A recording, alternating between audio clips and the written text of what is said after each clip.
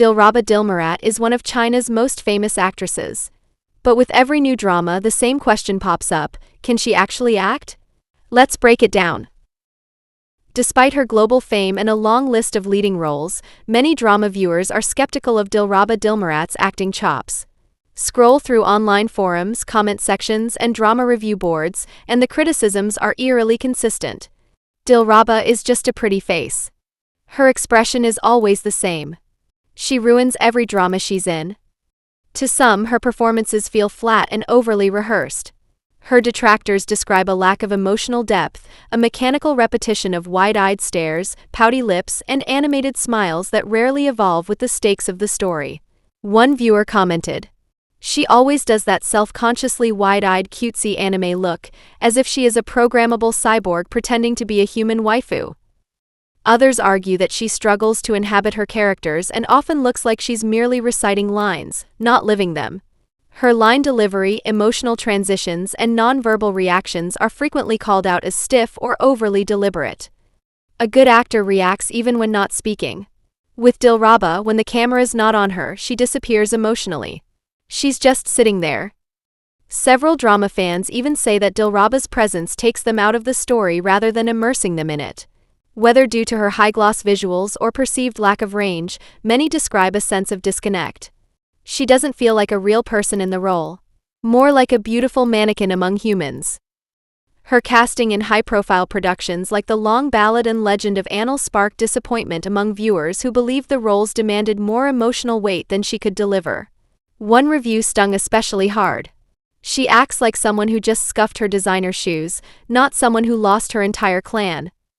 Others admit her visuals are part of the issue, not because she's not beautiful, but because her exotic features create a dissonance with historical or traditional roles.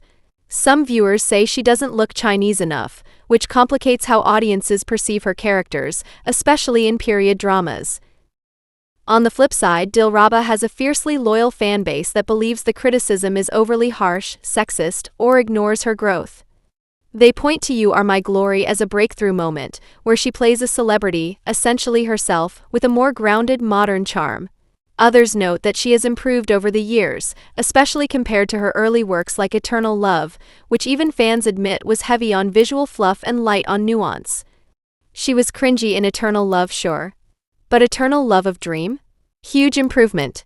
You could actually see the difference. Supporters also bring up accolades: her win for Best Young Actress at the Chinese American Film Festival, nominations at the Seoul International Drama Awards, and The Long Ballad being named Outstanding TV Series. Pretty faces are everywhere. But staying at the top of a brutal industry like doesnt takes more than a smile. Some fans argue that much of the blame lies with scripts, directing, and especially dubbing, which can sap emotional resonance from an actor's real voice and make performances seem hollow.